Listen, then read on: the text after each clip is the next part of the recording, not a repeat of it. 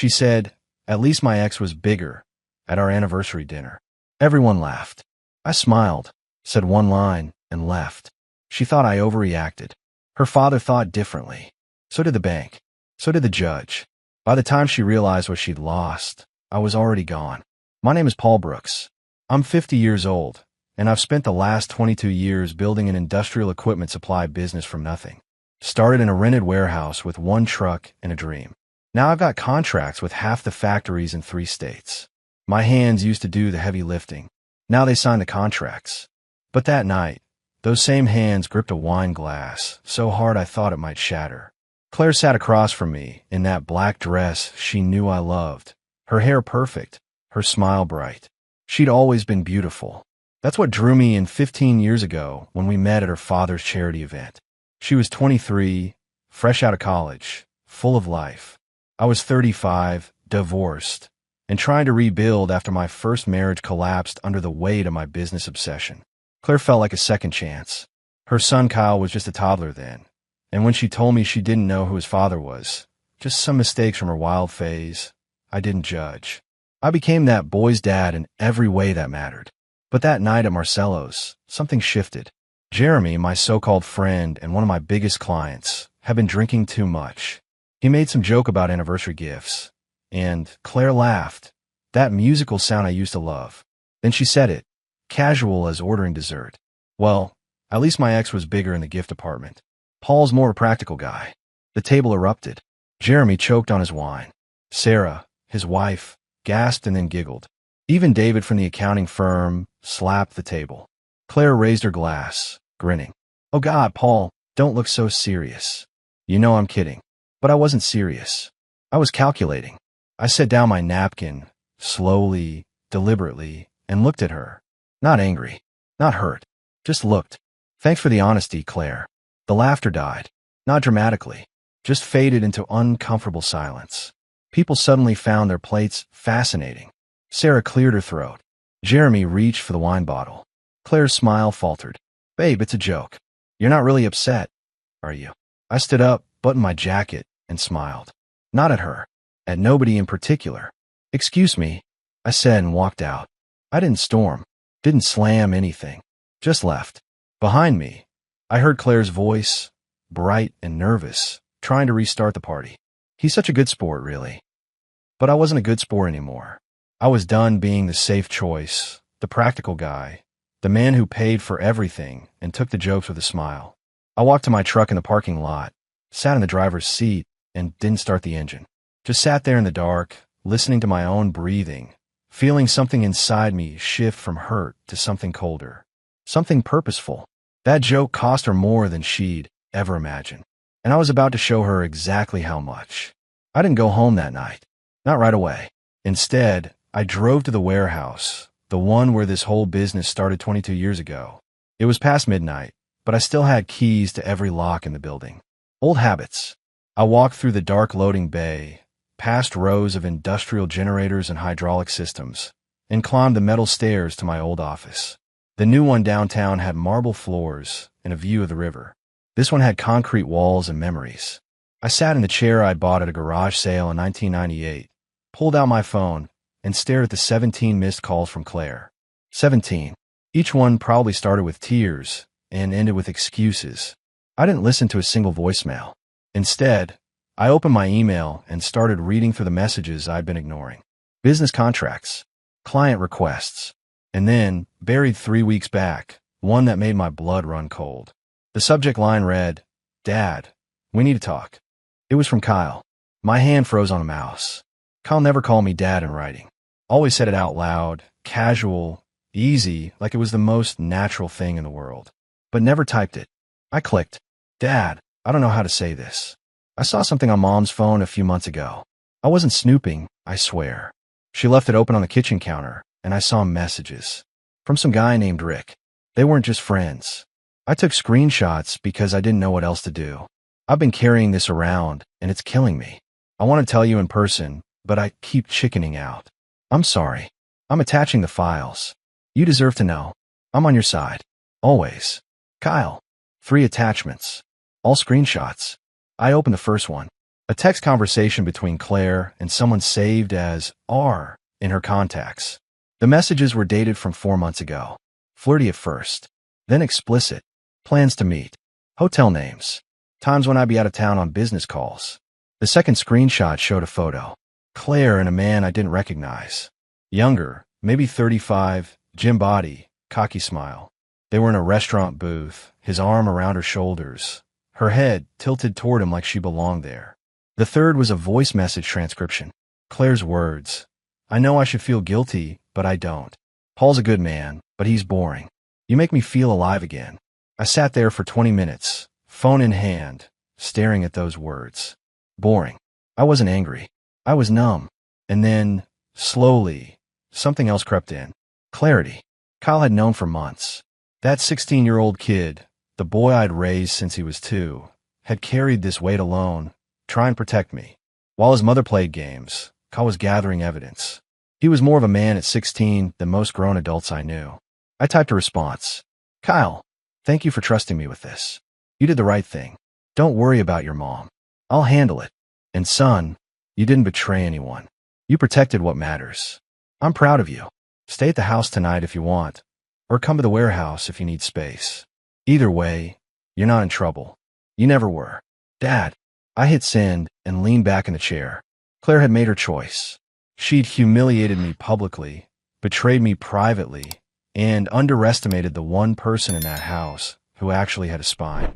My phone buzzed. Kyle's response came through fast. I'm coming to the warehouse. I don't want to be here when she gets home. 20 minutes later, headlights swept across the parking lot. Kyle's beat-up Honda pulled in, and the kid walked through the bay door carrying a backpack and looking like he'd been holding his breath for months. I met him halfway. He didn't say anything, just dropped the bag and stood there, shoulders tight, eyes red. Come here, I said. He stepped forward and I pulled him into a hug. The kid was taller than me now, but he still felt like the toddler who used to climb into my lap during thunderstorms. You're not alone in this, I told him quietly. We're going to be fine. Both of us. He nodded against my shoulder, and for the first time in months, I felt something other than anger. I felt purpose. Claire thought she'd won. She thought the joke, the affair, the lies were all hers to control. She was wrong, and she was about to find out just how wrong. Kyle stayed at the warehouse that night. We set up a cot in the break room, and I made coffee while he unpacked his laptop. The kid had thought ahead. He'd backed up everything to a cloud drive, made copies, even printed out some of the worst messages, and tucked them in a folder labeled math homework. When did you get so smart? I asked, sliding a mug across the table to him. He shrugged, not meeting my eyes. I watch a lot of crime shows, and I knew if I was going to do this, I had to do it right. I sat down across from him. You shouldn't have had to do anything. This isn't your burden to carry. She's my mom, Kyle said quietly. But you're my dad, and she hurt you. That makes it my problem too. I didn't know what to say to that, so I just nodded. We spent the next 3 hours going through everything. The messages, the hotel receipts, the photos. Kyle had even tracked the guy down on social media. Rick Valdez, 36, personal trainer at an upscale gym downtown. Divorced. No kids. His profile was full of shirtless selfies and motivational quotes about living your truth. Real piece of work, Kyle muttered, scrolling through Rick's Instagram. Mom met him at the gym 6 months ago. She started going every morning before work. Said she wanted to get healthy. And you figured out how. She started dressing different, doing her makeup before the gym instead of after. And she'd come home later and later. Then one day I checked to find my phone app. She wasn't at the gym. She was at a hotel. Smart kid. Scary smart. I pulled up the prenuptial agreement on my laptop. Claire and I had signed it 12 years ago when we got married. Her father, Gerald, had insisted. At the time, I thought it was overkill. Now I was grateful. Clause 14C jumped out at me. In the event of documented infidelity or public humiliation of either party, the injured party may activate asset protection protocols, including but not limited to separation of joint accounts and revocation of shared property access. I'd set this up with my attorney years ago, back when I was still raw from my first divorce. Claire had laughed when she signed it. We'll never need this, she'd said. I'm not going anywhere. Wrong. I made a call. At 2 a.m, I didn't expect an answer, but Robert Kimball, my attorney, picked up on the third ring. He was 70, retired from courtroom work but still kept a few private clients. Me being one of them. Paul, he said, voice gravelly with sleep. This better be good. It's not. But I need you. Tomorrow morning. Early. He was quiet for a moment. Then, she cheated. It wasn't a question. Yeah. You have proof. More than enough. Good. Come to my office at 7. Bring everything. He hung up. Kyle looked at me across the table.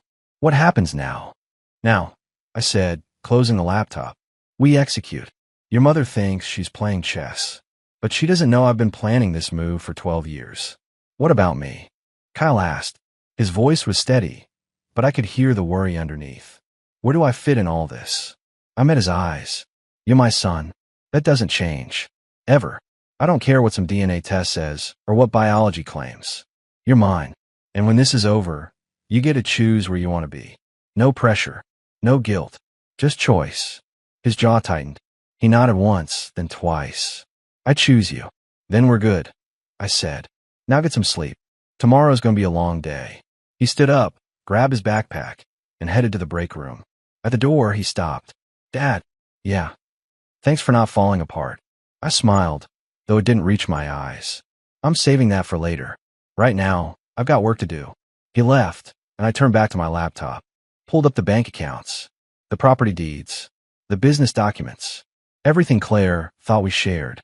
By sunrise, I transferred half our joint savings into a personal account, activated the prenup clause through Robert, and started the paperwork to freeze her access to the house. She made a joke of my expense. Now she was about to learn what it cost to humiliate a man who'd spent 20 years building empires out of nothing. Claire came home at 3 in the morning. I heard the garage door open from the warehouse office, where I was monitoring the security cameras I'd installed 6 months ago. Another thing she didn't know about. I watched her stumble inside, still in that black dress, heels in hand. She checked the living room, the kitchen, then went upstairs to our bedroom. She'd find it empty. I watched her pull out her phone, dial my number. It rang on the desk in front of me. I let it go to voicemail. She tried again, and again, 6 times in 10 minutes. Then she called Kyle. That's when I picked up my phone and sent him a text. Don't answer. Let her sweat. His reply came fast, already on it. At 7 a.m., I walked into Robert Kimball's office downtown.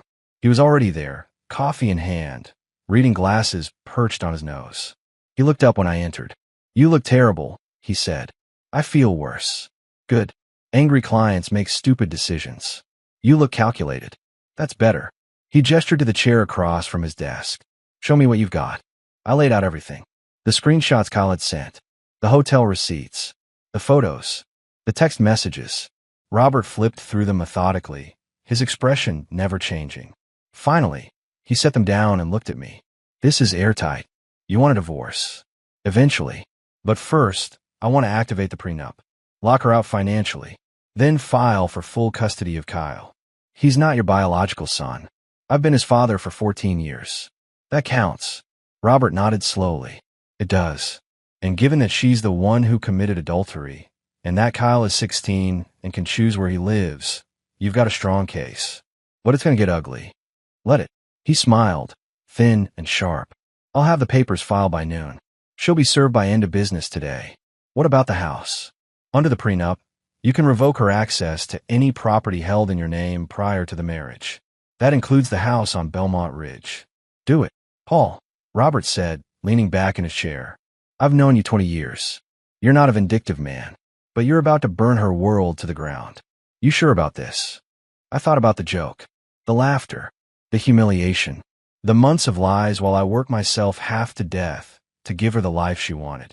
The way she'd looked at me across that table, like I was nothing more than a checkbook with a pulse. I'm sure, I said. Robert nodded. Then let's get to work. By noon, the joint bank account was frozen. By 2 p.m., the house locks were changed. By 4 p.m., a courier delivered the papers to Claire at her office downtown. I didn't need to be there to see her reaction. I could imagine it. The shock, the anger, the realization that the boring, practical husband she'd joked about wasn't nearly as soft as she thought. Kyle and I had lunch at a diner across town. He picked at his fries, quiet. She's going to call you, I said. I know. You don't have to answer. He looked up at me. What if she cries? Then she cries. That doesn't change what she did. He nodded, but I could see the conflict in his eyes. She was still his mother. That didn't just disappear, no matter how much she'd screwed up. Kyle, I said, whatever you decide, I'm not going to be angry. If you want to talk to her, talk to her. If you want to see her, see her. This is between me and her. You don't have to choose sides. I already did, he said quietly. I chose you the day I sent that email. My phone buzzed. A text from Robert. She's called my office 12 times in the last hour. Threatened to sue. I told her to get her own lawyer. I showed Kyle the message. He almost smiled. Think she's figured it out yet, he asked. That I'm not the safe, boring guy she married? I said, yeah, I think she's starting to get the picture. Gerald Lawson didn't call me. He showed up. 3 days after Claire got served with papers, his black Mercedes pulled into the warehouse parking lot at 7 in the morning. I watched him from the office window as he climbed out, straightened his jacket, and walked toward the entrance like a man on a mission. Kyle was eating breakfast at the break room table. He looked up when he heard the footsteps. That's Grandpa Gerald, he said quietly. I know. You think he's here to yell at you. Probably. But when Gerald walked through the door, he wasn't angry. He looked tired. Old, in a way I'd never seen before. He was 68, built like a man who'd spent his life in boardrooms and country clubs. But right now, he looked like someone had knocked the wind out of him. Paul, he said. Gerald. He looked at Kyle. Morning, son. Morning, Grandpa. Gerald turned back to me. Can we talk? Privately. I nodded toward my office. Kyle stayed at the table, watching us both with careful eyes. Inside, Gerald sat down heavily in the chair across from my desk. He didn't speak for a moment, just stared at the floor, hands clasped in his lap. She came to me yesterday, he finally said, crying, telling me you'd locked her out of the house, frozen the accounts, taken Kyle from her.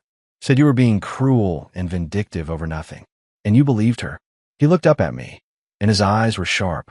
I've known you 15 years, Paul. You're a lot of things. Vindictive isn't one of them. So no, I didn't believe her. I asked her what happened. Really happened. She gave me some story about a joke at dinner that you blew out of proportion. It wasn't just a joke. I know. Gerald pulled an envelope from his jacket pocket and set it on my desk. I hired my own investigator. Had him follow her for the last week. That's what he found. I opened the envelope. More photos. Claire and Rick Valdez.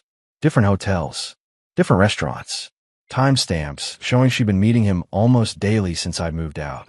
She didn't even slow down, Gerald said, his voice flat. You walked out, filed papers, and she just kept going. Like nothing happened. I set the photos down. I'm sorry you had to see this. Don't be sorry. I needed to know. He leaned back in the chair, looking older than ever. When Claire was young, I spoiled her. Her mother died when she was 12, and I didn't know what else to do. I gave her everything she wanted, never made her work for anything. I thought I was being a good father, but I created someone who doesn't understand consequences. Gerald, let me finish. He held up a hand. I'm not excusing what she did. I'm explaining it. She thinks the world revolves around her, that people exist to make her happy. And when they don't, she just moves on to someone who will. That's my fault, not yours. What are you saying? I'm saying you're doing the right thing. Lock her out. Take the house. Protect Kyle. Gerald looked toward the door, where Kyle was still sitting in the break room. That boy deserves better than what she's giving him. And frankly, so do you. I didn't know what to say. Gerald stood up. I'm changing my will. Claire won't inherit a dime. Everything's going to Kyle, in a trust managed by you. I'll have my attorney draw up the papers this week. You don't have to do that. Yes, I do. Because if I leave it to her, she'll blow through it in 5 years and have nothing to show for it. But Kyle, he's got your sense, your work ethic. He'll make something of himself. Gerald walked to the door, then stopped. Paul, I'm sorry for what you did, for not seeing it sooner. You're a good man. You deserve better. Thank you, Gerald. He left, just like that. No dramatics, no anger, just a father accepting that his daughter had failed and choosing to do the right thing anyway. Kyle appeared in the doorway a moment later. What did he say? He's on our side, I told him. Kyle's shoulders sagged with relief. I thought he'd hate me for picking you. He doesn't. He's proud of you. Kyle nodded, but I could see the emotion working behind his eyes. He'd just lost his mother, in every way that mattered. And even though he'd chosen me, even though he knew it was the right choice, it still hurt. Come here, I said. He crossed the room, and I pulled him into a hug. He was 17 now, nearly a man, but he still needed this. We all did. We're going to be okay, I said quietly. Both of us. I know, Kyle said. Because you don't quit. No, I thought. I don't. 2 weeks after the papers were served, Robert Kimball called me with news I wasn't expecting. Paul, we got a problem. Or rather, Claire has a problem, and you're about to benefit from it. What kind of problem? I was going through the financial records for the divorce proceedings. You know, standard audit, making sure everything's accounted for. I found some irregularities. I sat up straighter. What kind of irregularities? The college fund you set up for Kyle. The one with $150,000 in it. It's at $82,000 now. My blood went cold. What? $68,000 withdrawn over the last 18 months. Multiple transactions, all authorized by Claire. She had joint access to the account. Where did it go? That's what I'm working on. But based on the withdrawal dates and amounts, and cross-referencing with her credit card statements, I'd say she was using it to fund her lifestyle. Hotels, dinners, gifts. There's even a $5,000 charge to a jewelry store the same day she withdrew $10,000 from Kyle's fund. I stood up, pacing the office. She stole from her own son. Technically, it was a joint account, so it wasn't theft in the legal sense. But morally, yeah, she stole from him. Can we use this? Absolutely. It shows financial irresponsibility, parental neglect, misuse of funds intended for a minor. Judge is going to love this. Or hate her for it, which amounts to the same thing. I want every transaction documented. Every dollar accounted for. Already on it. I'll have a full report by end of week. I hung up and stood there, staring at the wall, feeling something beyond anger. Kyle had worked part-time jobs since he was 14. Saved money. Talked about college like it was this big dream. And Claire had been siphoning off his future to pay for hotel rooms with her trainer boyfriend. I walked out to the warehouse floor. Kyle was helping one of my guys load hydraulic pumps onto a truck. He saw me and jogged over. Dad, you okay? You look like someone just kicked your dog. I didn't sugarcoat it. Your college fund. Your mother withdrew $68,000 over the last year and a half. His face went blank. What? She used it. Hotels, restaurants, gifts. She spent your college money on her affair. Kyle just stood there processing. Then his jaw tightened, and something dark flashed across his face. I worked for that money. I saved. I put in half of everything I earned from mowing lawns and stocking shelves. I know. And she just took it. Yeah. He turned away, hands in his pockets, shoulders tight. I gave him a minute. When he turned back, his eyes were red but dry. I don't want to see her anymore, he said quietly. I know I said I'd think about it, but I'm done. She can cry all she wants. I don't care. You sure? Yeah. She stole my future to pay for her fun. That's not a mother. That's a thief. I put a hand on his shoulder. We'll rebuild the fund. I'll match what she took, dollar for dollar. You don't have to. Yes, I do. You earned that money. You deserve to have it. Kyle nodded, then looked up at me. What happens to her now? Now, she answers for it. In court. In front of judge. And she explains why she thought it was okay to steal from her own son. Good, Kyle said. And he meant it. The envelope arrived 6 weeks after I filed for divorce.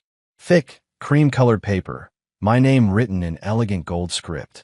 Inside was an invitation to the Lawson Foundation Annual Gala, celebrating 25 years of charitable work in industrial safety and education. I stared at it, sitting in my warehouse office, coffee going cold on the desk. The gala was Gerald's pride and joy.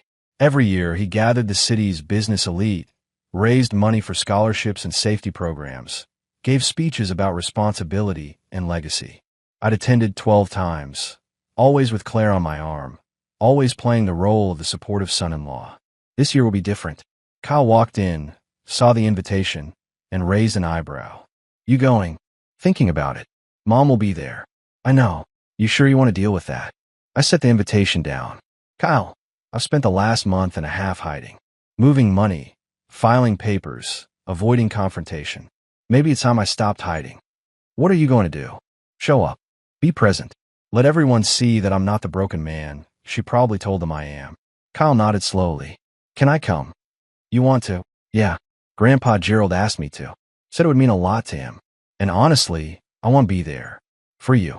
I looked at this kid, almost a man now, who'd chosen me over his own mother, who'd carried secrets and guilt and still managed to keep his head up. Then we'll go together. I said. The night of the gala, Kyle and I drove downtown in my truck. He wore a suit I'd bought him that afternoon, charcoal gray. Fit him perfectly. He kept adjusting his tie. You look good, I told him.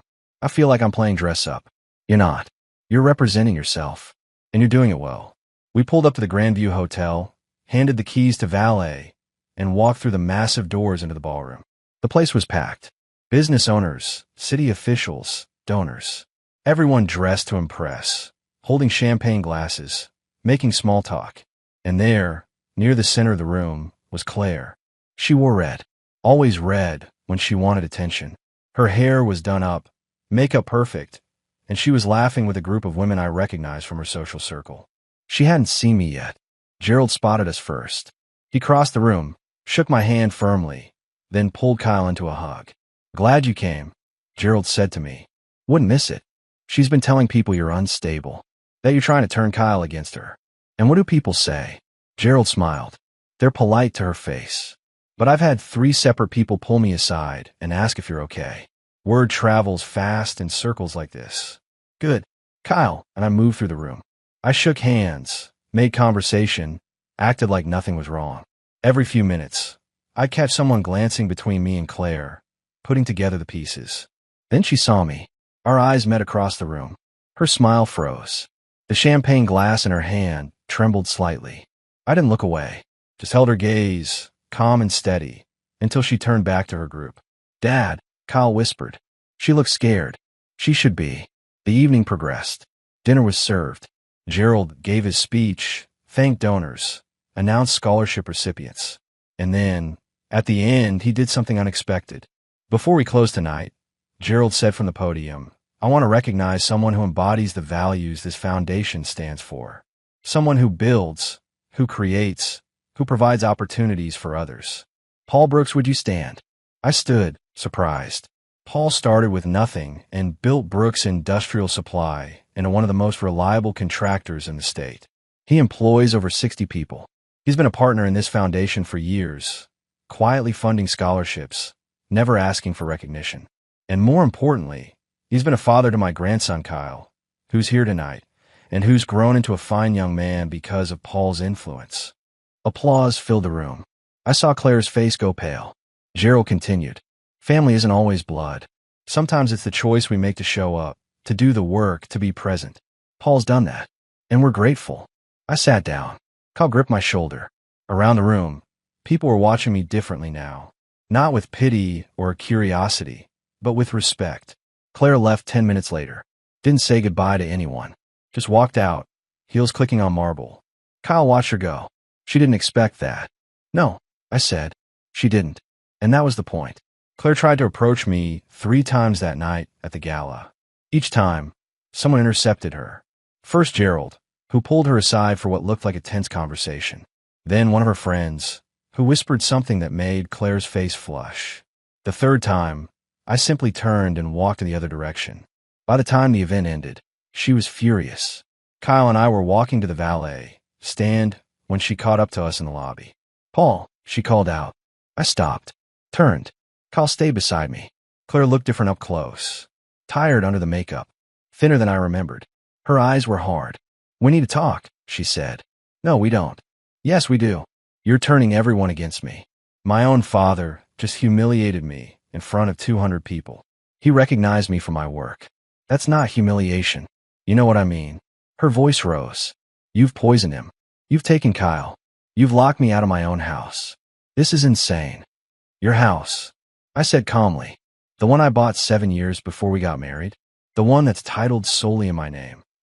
She faltered. We built a life there. You built lies there. I built a life. There's a difference. Kyle shifted beside me, uncomfortable but silent. Claire looked at him, and her expression softened. Kyle, honey, can we talk? Just you and me. No, Kyle said quietly. Please, I'm your mother. You stole my college money to pay for your affair, Kyle said, his voice steady. You don't get to call yourself my mother anymore. Claire's face went white. I was going to pay it back. I just needed. You needed what? Kyle interrupted. Hotel rooms? Jewelry? Whatever made you happy while Dad worked himself to death giving you everything. Kyle, I'm done, Kyle said. I gave you chances. I stayed quiet when I should have said something. But you kept going. You didn't stop. You didn't even slow down. So no, Mom, we're not going to talk. Claire's eyes filled with tears. Real ones, I thought. But whether they were for Kyle or for herself, I couldn't tell. She turned to me. You did this. You turned him against me. No, I said. You did that yourself. I just stopped protecting you from the consequences. I made one mistake. It wasn't one mistake. It was months of lying. It was stealing from your son. It was humiliating me in front of our friends. It was choosing someone else over your family, over and over again. She opened her mouth to respond, but no words came out. I stepped closer, lowering my voice so only she could hear. You made a joke at dinner about your ex, said he was bigger in the gift department. You wanted everyone to laugh at me, to see me as the boring, practical guy who couldn't measure up. Her face flushed. But here's the thing, Claire. Your ex might have given you bigger gifts, but I gave you a life, a home, a family, and you threw it away for cheap thrills and cheaper company. I turned to leave, then stopped. One more thing, I said, looking back at her. You told people your ex was bigger, but at least I'm the one people respect. The words landed like a hammer. Claire stood there, frozen, as Kyle and I walked away. Outside, the valet brought my truck around. Kyle climbed in quiet. As we drove away, he finally spoke. That was brutal, Dad. She earned it. Yeah, Kyle said. She did. We drove home in silence, but it wasn't uncomfortable. It was the silence of two people who just fought a battle and won. The courtroom was smaller than I expected. Plain walls, fluorescent lights, rows of wooden benches. Claire sat at the defendant's table with her attorney, a sharp-looking woman in her 40s who'd probably heard every excuse in the book. Kyle sat beside me, hands folded in his lap, jaw set. Judge Patricia Hartwell entered, and we all stood. She was in her 60s, gray hair pulled back tight, eyes that missed nothing. She'd been on the bench for 30 years. Robert had told me she had zero patience for games. Be seated, Judge Hartwell said. The hearing lasted 2 hours. Robert presented everything methodically. The affair, the hotel receipts, the screenshots of messages, the testimony from Kyle about finding the evidence, the financial records showing Claire had drained $68,000 from Kyle's college fund. Claire's attorney tried to spin it. Your Honor, my client acknowledges mistakes were made in the marriage. However, the account in question was jointly held, and Mrs. Brooks had legal access. Legal access doesn't mean ethical use. Judge Hartwell interrupted. Continue. Robert then brought up the prenuptial agreement. Clause 14C. Public humiliation and documented infidelity. He played audio from the anniversary dinner, recorded by one of the guests who'd provided it voluntarily. Claire's voice, making the joke. The laughter. My response. The judge listened without expression. Finally, she set down her pen and looked at both attorneys. Anything else? Your Honor, Claire's attorney said, we'd like to request shared custody of Kyle Brooks and a division of marital assets per standard state guidelines. Judge Hartwell turned to Kyle. Mr. Brooks, you're 16 years old enough to have a say in this. Where do you want to live? Kyle stood up. His voice was steady. With my dad, Your Honor. Paul Brooks. He's been my father since I was 2. He's the one who showed up. He's the one I trust. And your relationship with your mother? She stole my college money to fund an affair. I don't want to live with her. Judge Hartwell nodded. Sit down, son. She looked at the documents in front of her for a long moment. Then she spoke. Mrs. Brooks, I've reviewed the evidence presented today. The affair is documented and undisputed. The financial misuse of your son's education fund is documented and undisputed. The prenuptial agreement is valid and enforceable. Therefore, I'm ruling as follows. She looked up directly at Claire. Full custody of Kyle Brooks is granted to Paul Brooks, with visitation rights to Mrs. Brooks at Kyle's discretion, not yours. The house on Belmont Ridge remains the sole property of Paul Brooks per the prenuptial agreement. The joint assets are to be divided 60-40, with 60% to Mr. Brooks due to financial misconduct. Mrs. Brooks, you are ordered to repay the $68,000 withdrawn from Kyle's education fund within 18 months, with interest. Claire's face went white. Furthermore, Judge Hartwell continued, I'm ordering you to undergo mandatory financial counseling and to provide quarterly reports to this court regarding your repayment plan. This is not a request. This is an order. Do you understand? Yes, Your Honor. Claire whispered. Good. This hearing is adjourned. The gavel came down. Outside the courthouse, Kyle and I stood in the parking lot. He was quiet, processing. You okay? I asked. Yeah, I didn't think it would feel this final. It is final. That's the point. He nodded. What happens now? Now we go home. We rebuild your college fund. You finish high school. You apply to colleges. You live your life. And Mom, she figures out her own life. That's not your responsibility anymore. Kyle looked at me. Thank you, Dad, for fighting for me. Always, I said. That's what fathers do. We drove home together, and for the first time in months, the weight that had been sitting on both our shoulders was gone. 2 years can change everything. Kyle graduated high school with honors, got accepted to 3 universities, chose mechanical engineering at State. His college fund was fully restored, plus some. I'd matched every dollar Claire took and added another $50,000 for good measure. Claire moved to an apartment across town, got a job in retail, something she'd never done before. Gerald cut her off financially, stuck to his word about the will. She paid back the education fund in monthly installments, never missed a payment. I'll give her that. Kyle saw her occasionally. Coffee, lunch, careful conversations. She'd apologized multiple times, but Kyle kept his distance. Some wounds heal, others just scar over. Gerald passed away 8 months ago. Heart attack, quick and painless. His will left everything to Kyle, held in trust with me as executor. Claire got nothing. At the funeral, she stood in the back, didn't speak to anyone. Kyle gave the eulogy, talked about integrity, about showing up, about being the man his grandfather believed he could be. Me? I kept working, expanded the business, opened a second warehouse, hired 20 more people, stayed single, focused on building something lasting. And then, on a Tuesday in September, I met someone. Her name was Beth. 42, divorced, 2 kids of her own. She came into the warehouse looking for industrial parts for her machine shop. We talked business for an hour. Then she asked if I wanted to grab coffee. I said yes. We took it slow. Dinners, movies, long conversations about everything and nothing. She didn't want anything from me except company, and that was exactly what I needed. Kyle met her 3 months in. They got along immediately. She treated him like an adult, asked about his studies, his plans. Didn't try to replace anyone, just existed alongside us. On Kyle's 19th birthday, we had dinner at the house. Just the 3 of us. Beth cooked, insisted on it.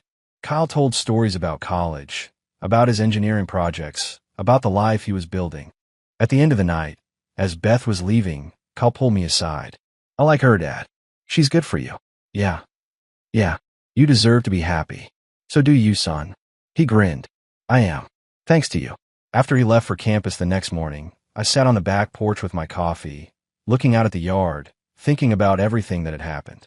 Claire had made a joke. A stupid, careless joke meant to get a laugh. She thought it was harmless. Thought I'd take it like I always did, swallow my pride, play the good sport. But that joke cost her everything. Her marriage, her son, her father's respect, her inheritance. And me? I'd lost a wife, gained clarity, and learned that sometimes the strongest thing a man can do is walk away and let consequences follow. My phone buzzed. A text from Beth. Coffee later? My treat. I smiled and typed back. Sounds good. Life moves forward. Some people move with it. Others get left behind. I chose to move forward, and I wasn't looking back.